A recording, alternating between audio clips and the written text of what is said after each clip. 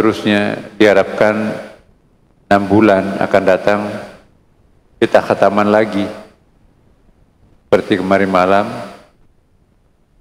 ya, jadi juz ammah, baru kita mulai lagi ke 2 malam terakhir ini membaca surah Al-Baqarah. Semoga kita semuanya termasuk orang-orang yang konsisten diberikan pahala utama oleh Allah Subhanahu wa taala. Hari ini kita akan melanjutkan pembahasan wa yaqimunas shalah. Jadi orang-orang yang bertakwa itu yu'minuna bil ghaibi, percaya kepada yang gaib. Alladzina yu'minuna bil ghaib wa yaqimunas shalah, mendirikan salat, bukan wa yaf'alunas shalah, bukan wa ya'malunas shalah, tapi wa yaqimunas shalah. Apa yang dimaksud berdiri menegakkan salat, Bapak Ibu? Jadi berdiri di dalam salat itu atau mendirikan salat itu, salah satu intinya itu ialah berdiri. Ada 4 inti salat: berdiri, ruku, sujud, dan duduk.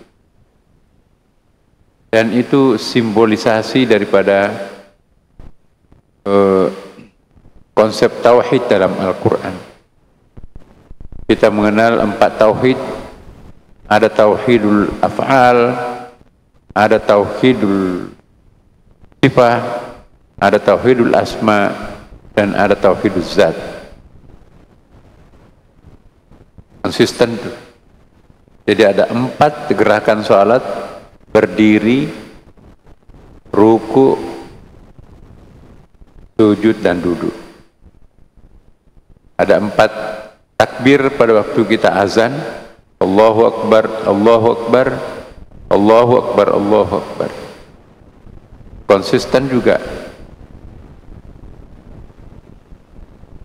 Berdiri itu adalah lambang dari tauhidul af'al, tauhidnya perbuatan.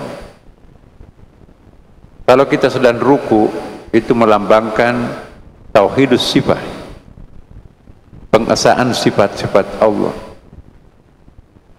Kemudian kalau kita duduk, itu melambangkan tauhidul asma,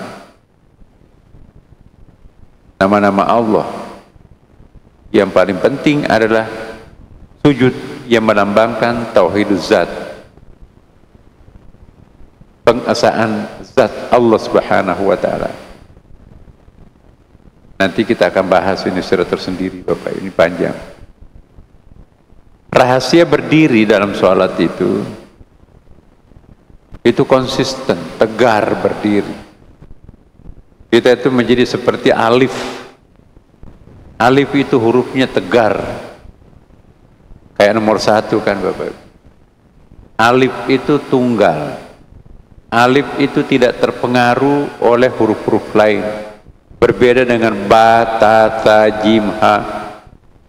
Itu tidak bisa punya makna kalau berdiri sendiri. Ya. Harus ada gandengannya huruf ba, baru punya makna. Harus ada gandengannya, apakah gandengannya sebelum atau sesudahnya, baru ada artinya huruf ta, ta, dan seterusnya. Satu-satunya huruf mandiri ialah alif. Dan itu adalah lambang daripada ketegaran Allah Subhanahu wa taala. Allah berdiri sendiri, qiyamu binafsi, tidak tergantung kepada siapapun dan apapun juga. Ketika kita sedang salat, mari kita mendidik jiwa kita untuk mandiri, Bapak. Jangan menjadi hamba yang manja. Apa yang dimaksud hamba yang manja? Sebetulnya dia bisa berdiri, hanya sakit-sakit sedikit, duduk. Sebetulnya dia bisa sujud, hanya kurang enak badan sedikit, dia duduk. Padahal kalau diberikan kesehatan, waduh segala macam tuh. Yang lucu, ironisnya, kalau salatnya salat duduk, kenapa? Lagi flu. Tapi begitu diajak ke mall, Masya Allah, keliling 5 kali putaran mall, gak rasa sakit. Berdiri tuh memilih barang-barang. Giliran salat menghadap kepada Allah duduk. Itu bukan alif, itu bukan menegakkan salat. Aqimus salat, tegakkanlah, tegarkanlah salat itu sendiri. Nah, mari kita mengintrospeksi diri kita Bapak Ibu sekalian. Selama masih kita bisa berdiri, berdirilah dalam salat, karena itu melambangkan tauhidul af'al. Selama kita masih bisa ruku yang baik, rukulah, karena itu melambangkan tauhidul sifah. Selama kita masih duduk, bisa duduk, duduklah, karena itu melambangkan tauhidul asma.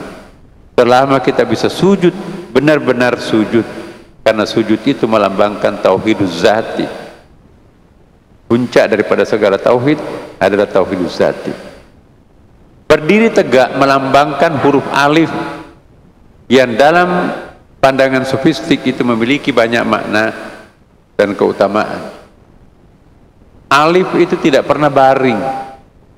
Alif itu selalu tegar, seperti kalau kita berdiri dalam sholat Bapak Ibu sekalian. Itu ada pembelajarannya, ada maknanya. Berdiri dalam sholat itu adalah bukti ketegaran seorang hamba sebagai manifestasi tajalli Tuhan yang memiliki sifat utama, yaitu Tuhan yang maha tegar, atau biasa disebut dengan Al-Qayyumiyah Al-Haq. Al-Qayyumiyah Al-Haq itu biasa diwiridkan oleh para praktisi tarekat Bapak Ibu. Ya Hayyu Ya Qayyum, wahai Tuhan yang maha menghidupkan dan maha menegarkan. Jadi kalau Bapak Ibu lemes, gak ada inspirasi cerdas, ya, kadang-kadang kan kita Bapak Ibu tidak ada gairah, gak tahu apa sebabnya, tidak sakit, lemas aja, putus asa menyaksikan semua rekan-rekan kita sukses, bahagia. Nah kita enggak, pada saat itu kita energinya seperti tersedot. Orang yang tersedot energinya, ya, itu dianjurkan untuk mendekatkan diri kepada Allah, untuk apa ya, baterainya itu lemah itu Bapak Ibu. Kita perlu melakukan recharging spiritual baterai ini penting. Nah, untuk mencharge, untuk mengisi baterai kita yang sedang kosong itu, kita membaca wiridnya Ya Hayyu Ya Qayyum minimum 100 kali Bapak Ibu. Inilah rahasianya Asmaul Husna. Setiap nama-nama itu seperti obat. Obat itu macam-macam, ada obat flu, ada obat demam, ada obat batuk, ya kan?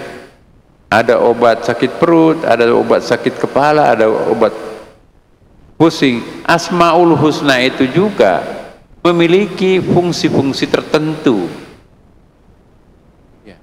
Kalau kita lagi sedang down, sedang tidak ada spirit, tidak ada semangat, males, ambil air wudhu, salat, wiridkan 100 kali, Ya Hayyu Ya Qayyum, Ya Hayyu Ya Qayyum, Ya Hayyu Ya Qayyum, Ya Hayyu Ya Qayyum, Al-Fatihah. Insya Allah energi itu akan full. Jadi fully baterai itu akan memberikan energi. Tambahkan dengan surah Al-Fatihah, insya Allah spirit kita itu akan bangkit kembali. Rasa malas itu hilang pada saat itu. Kalau kita percaya, ada ayatnya kan Bapak Ibu, walillahil asmaul husna fad'uuhu biha. Dan bagi Allah itu ada nama-nama indahnya. Berdoalah melalui asmaul husna. Mintalah sesuatu yang apa yang Anda perlukan melalui komposisi apa yang terkandung di dalam Asmaul Husna. Nah, ini dibahas betul dalam ilmu tarekat ini. Kalau ada rezeki kita itu lagi tertutup nih, apapun dikerjakan nggak ada berhasil nih. Melamar pekerjaan nggak ada yang terima, dianjurkan untuk mewiridkan ya Latif 1000 kali di pagi hari sesudah salat subuh, Bapak Ibu. Nah, kalau kita ke rumahnya kiai-kiai, insya Allah ini yang akan dikasih. Minta doanya kiai apa? Jadi kita baca ya Latif, ya Latif, ya Latif, ya Latif 1000 kali. Kalau kita akan enteng, murah rezeki, ya Latif, ya Latif, ya Latif. Setelah 1000 kali bacakan surah Al-Fatihah, wahid jalan, insya Allah ada kemudahan-kemudahan. Inilah yang dimaknai oleh para ulama tafsir syar'i, tafsir sofistik, makna daripada ayat walillahil asmaul husna fad'uhu biha. Ya. Dan bagi Allah itu ada asmaul husna, berdoalah dengan nama-nama asmaul husna itu. Ada yang belum dapat jodoh, ada wiridnya tuh Bapak Ibu sekalian. Allahu alam, apakah ada efeknya, tergantung, karena Allah yang Maha menentukan. Yang jelas Allah mengingatkan kita, berdoalah melalui asmaul husna. Tentu bukan baca semuanya, 99 asmaul husna itu panjang. Kalau seseorang itu habis berdosa besar, ya, melakukan suatu kekeliruan besar, cepat-cepat ambil air wudu, salat sunat taubat, baca wirid, ya. Ada 3 yang biasa dibaca itu, ya Tawwab, ya Afu, ya Ghafar. Wahai Tuhan yang Maha penerima taubat, wahai Tuhan yang Maha pemaaf, dan wahai Tuhan yang Maha pengampun. Ya Tawwab, ya Afu, ya Ghafur, ya Tawwab, ya Afu, ya Ghafur. Ya. Itu 100 kali. Tutup dengan Al-Fatihah, ringan beban kita. Karena kalau tidak, 10 hari perasaan kita itu tidak akan pernah tentram kalau kita melakukan dosa besar. Siapapun yang melakukan dosa besar, Bapak Ibu sekalian, segeralah mandi taubat. Misalnya ada orang yang berzina, ada yang melakukan aborsi, ada orang yang memfitnah temannya, saudaranya sendiri, ya. Ada orang yang berbohong yang menyebabkan terjadinya peristiwa yang fatal buat orang tertentu. Itu dosa besar, terutama fitnah, berzina, mencuri. Segeralah mandi taubat, basuhi seluruh rambutnya, baru salat sunat taubat 2 rakaat, salli sunat taubat rakaatain lillahi ta'ala. Baca di situ astagfirullahaladzim 100 kali. Ada riwayatnya tuh, baca 100 kali, kemudian lanjutkan ya Tawwab, ya Afu, ya Ghafur 100 kali. Al-Fatihah. Mudah-mudahan Allah meringankan beban perasaan kita. Karena ada 2 hal yang menyebabkan kita merasa terbebani, tersedot energi. Ada 2 hal yang menyedot energi kita, Ibu Bapak. Pertama adalah rasa berdosa, adzunub. Dan yang kedua adalah rasa bersalah, as-sayyi'at. Apa bedanya rasa berdosa dengan rasa bersalah? Rasa berdosa itu karena kita melakukan dosa terhadap Allah. Kita dilarang berzina, berzina. Kita dilarang meninggalkan sholat, kita nggak sholat. Itu dosa itu. Orang yang tidak menunaikan kewajiban sholatnya tidak ada ketentraman batinnya. Coba Bapak Ibu rasakan, kalau ketinggalan satu sholatnya, enak nggak perasaannya?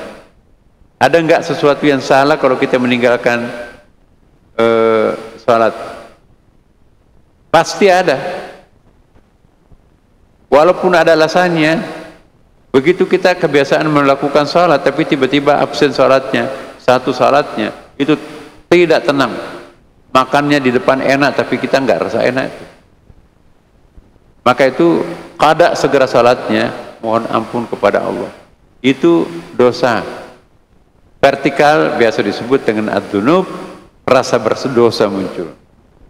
Sedangkan rasa bersalah, ada utang belum dibayar.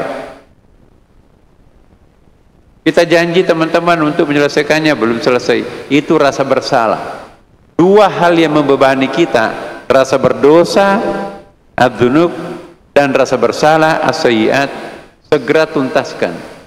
Selama ada rasa berdosa dan bersalah ini ada di pundak kita, tidak akan pernah hidup ini bahagia, tenang. Maka itu wiridkanlah Asmaul Husna sesuai dengan proporsi Asmaul Husna itu. Ada istrinya mau melahirkan, wiridnya apa Pak Ustadz? Supaya nanti sehat, hidup dengan baik. Jadi ya Hayy, baca juga ya Hayy, wahai Tuhan yang maha menghidupkan, ya Qayyum maha menegarkan. Ada nama-nama Allah yang seringkali dibaca oleh para ulama, yaitu ya Latif. Rata-rata itu Bapak Ibu para ulama itu wirid hariannya itu ya Latif 1000 kali di pagi hari. Itu mengandung tawakal. Ada hadisnya kan, barang siapa yang bertawakal kepada Allah maka akan dimurahkan rezekinya seperti burung. Pergi dalam keadaan perut kempes, pulang dalam keadaan perut kenyang. Jadi jangan khawatir tidak makan, kelaparan di satu hari, kalau kita mengingat Allah dengan wirid-wirid tertentu khusus untuk itu. Jadi perintah penegakan salat berkali-kali dalam Al-Quran, aqimus shalah, ya bukan if'alus shalah, bukan i'malus shalah, itu ada hikmahnya. Berdiri dalam salat itu merupakan salah satu inti salat, di samping ruku, duduk dan sujud. Ada 4 kan? Berdiri, ruku, sujud dan duduk.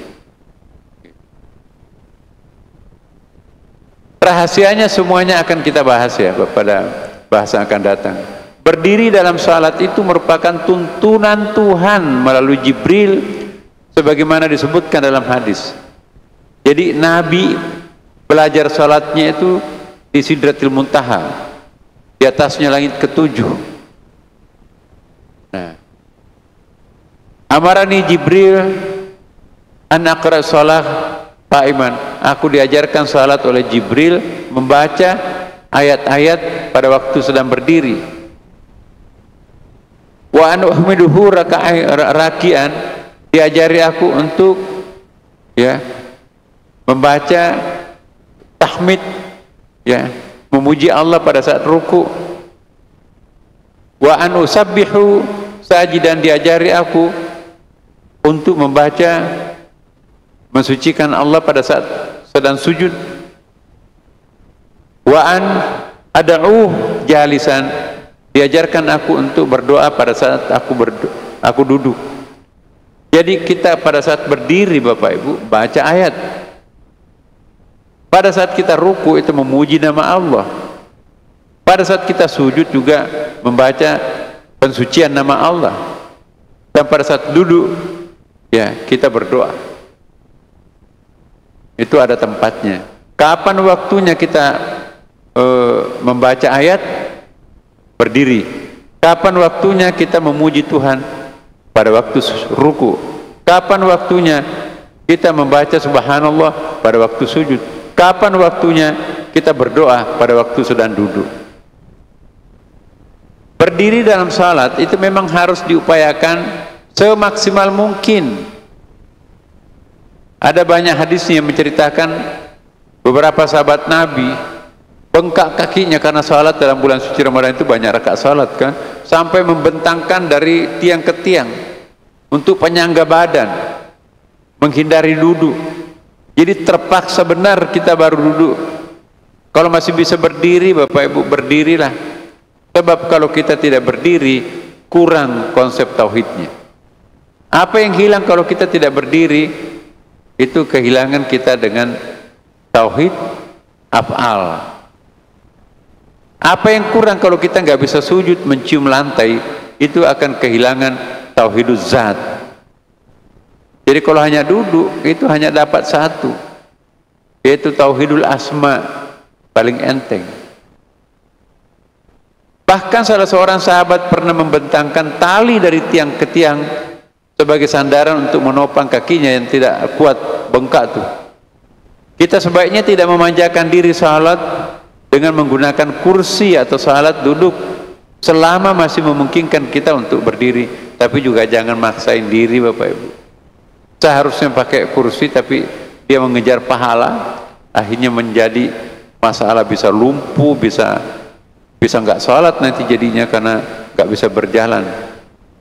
Jadi jangan mencelakakan diri karena untuk ibadah. Ada azimah dan rukhsah, ada dispensasi untuk bisa duduk bagi yang tidak sanggup.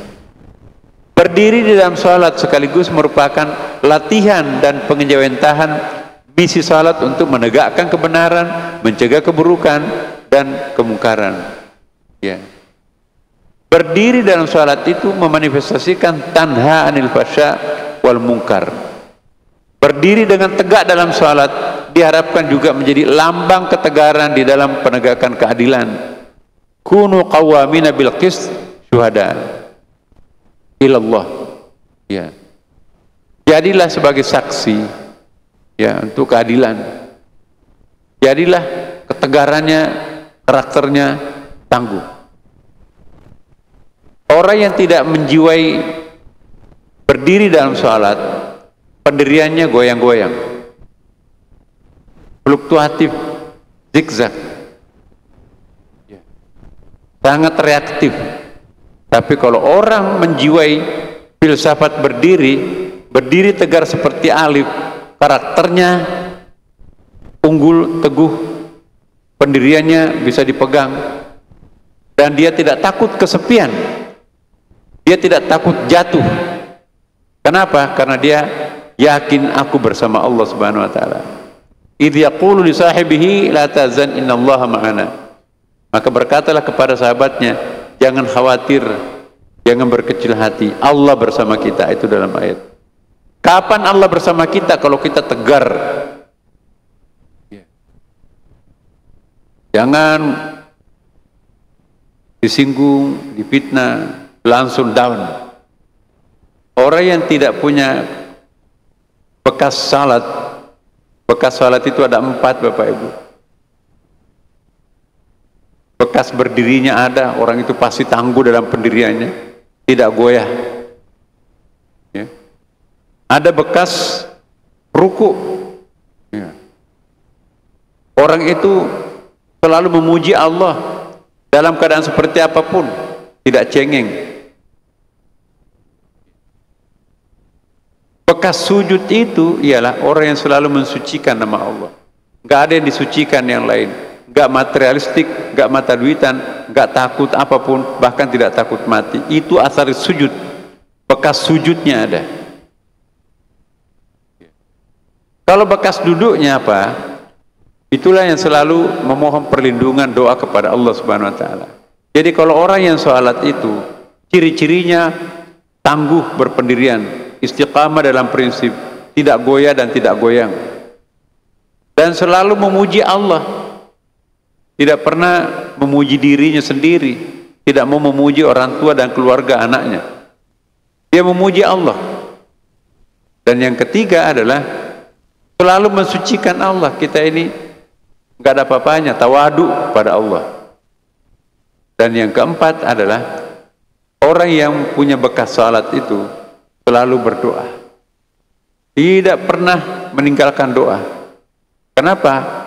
Doa itu 2 fungsinya, sebagai senjata dan yang kedua sebagai permohonan. Ad-du'a'u mukhul ibadah dan ad-du'a'u silahul mu'minin. Itu hadis itu. Doa itu intinya ibadah dan doa itu adalah senjata ampuhnya orang beriman. Nah, kalau orang rajin salat pasti rajin berdoa, rajin memuji Tuhan, dan juga rajin mensucikan diri, dan yang paling penting juga adalah tegar dalam berpendirian. Jangan hanya ada persoalan-persoalan sedikit tegar. Jangan takut jatuh. Ahli salat itu tidak pernah jatuh. Jatuh di satu tempat akan muncul di tempat yang lain, Bapak Ibu. Itu berkahnya salat. Selama kita aktif melakukan salat, mendirikan salat, jangan takut dipecat. Dipecat di satu tempat, naik di suatu tempat yang lebih tinggi di tempat yang lain. Banyak tuh menteri pernah dipecat, jadi presiden. Itu bukti itu. Tidak ada ahli salat yang meluncur jatuh ke bawah nggak bangkit-bangkit. Asal salatnya itu 4 tadi. Tegar berdirinya, ya. Kemudian bertahmid pada saat rukunya, kemudian memuji, mensucikan diri pada saat rukunya, dan banyak berdoa pada saat duduknya. Insya Allah Bapak Ibu sekalian jangan takut. Dijamin oleh Allah Subhanahu wa Ta'ala tidak akan pernah jatuh orang-orang yang alus salat. Seandainya kita mau meninggalkan sesuatu yang paling terakhir, salatlah yang paling terakhir kita tinggalkan. Selama kita aktif melakukan salat, jangan pernah khawatir hidupnya di backup oleh malaikat. Ahli salat tidak pernah jatuh. Coba lihat pemandangan di samping kita. Benar tuh. Jatuh di satu tempat, dipecat, jadi komisaris di tempat yang lain. Gajinya 2 kali lipat lebih tinggi. Berdiri merupakan simbol daripada kesabaran, jihad, dan istiqamah. Jadi kalau orang nggak tahan berdiri, tidak berpendirian, maka orang itu tidak melakukan jihad. Kata istiqamah seakar kata dengan qiyamah, berdiri. Jadi orang yang terbiasa berdiri tegar dan istiqamah itu akan mendapatkan janji keutamaan Allah. Inilah janjinya Allah bagi orang yang tegar dalam salatnya, yang tegar dalam berpendirian. Innal ladzina qalu rabbunallah tsumma istaqamu tatanazzalu alaihimul malaikah alla takhafu wa la tahzanu wa abshiru bil jannati allati kuntum tu'adun. Sesungguhnya orang-orang yang mengatakan Tuhan kami ialah Allah, kemudian mereka itu meneguhkan pendirian mereka, istiqamah, tangguh dalam prinsipnya, maka malaikat itu akan turun kepada mereka dengan mengatakan, jangan kamu takut, jangan kamu merasa sedih, gembirakanlah mereka dengan jannah surga yang telah dijanjikan Allah kepadanya. Ini ajimat. Salat itu adalah jimat yang paling ampuh Bapak Ibu. Yang paling terakhir ditinggalkan kalau kita memang harus meninggalkan semuanya.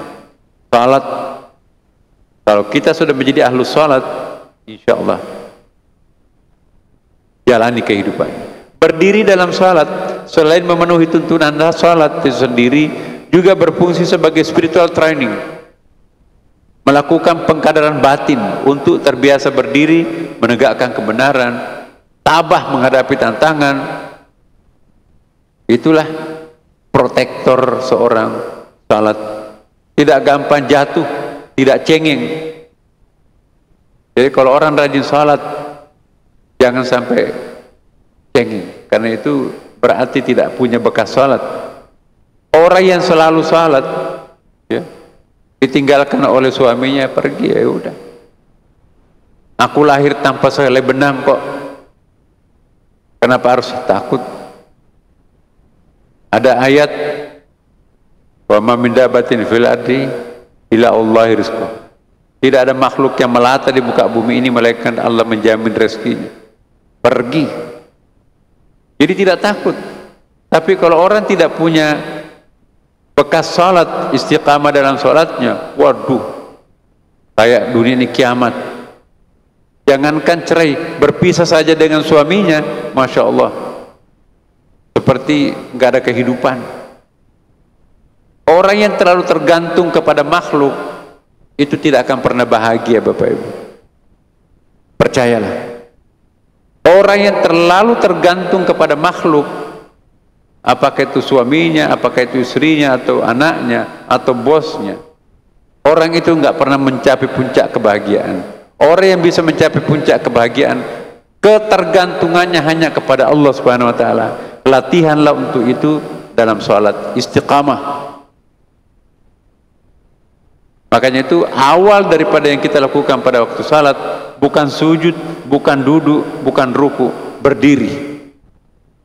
Berdiri dulu, menyusul ruku, menyusul sujud dan duduk. Kita seolah-olah mengikrarkan komitmen kita di hadapan Allah sebagaimana dilukiskan di dalam hadis, anta'budallaha ka'annaka tarahu fa illam takun tarahu fa innahu yaraka. Kita selalu menyembah Allah seperti kita menyaksikan Allah di hadapan kita. Kalau nggak bisa, Allah menyaksikan kita. Waduh, pasti tegar tuh. Semakin lama kita berdiri, semakin terasa intensif pertemuan itu dengan Tuhan. Pada saat berdiri kita membaca iyyaka na'budu wa iyyaka nasta'in. Hanya Engkaulah yang kami sembah. Maka itu berdiri dalam salat itu banyak rahasianya, Bapak Ibu. Jangan sampai membaca ayat-ayat terlalu pendek. Itu pun juga balapan. Bismillahirrahmanirrahim. Amin. Bismillahirrahmanirrahim. Allahu Akbar. Allahu Akbar. Rakaat kedua, Bismillahirrahmanirrahim. Amin. Bismillahirrahmanirrahim. Yasin. Allahu Akbar. Sah satu ayat itu kan. Tapi berdirinya sedikit. Bagaimana orang bisa istiqamah kalau tidak berdiri? Maka itu berdiri adalah latihan untuk menjadi alif, mencontoh sifat Allah, takhallaqu bi akhlaqillah. Ya. Pasti Bapak Ibu tegar menjalani kehidupan ini. Jangan takut. Jangan takut dipecat. Jangan takut resign kalau memang tidak memenuhi harapan. Allah menjamin orang itu. Nah, inilah Bapak Ibu sekalian, pada pertemuan kita akan datang rahasia ruku, ada juga. Mari kita mulai malam ini benar-benar kita belajar berdiri yang benar, tegar. Jangan berdiri kaki kuda, satu kakinya berfungsi, yang lainnya dilipat. Semoga Allah menegarkan pendirian kita seiring ketegaran kita dalam salat. Wassalamualaikum warahmatullahi wabarakatuh.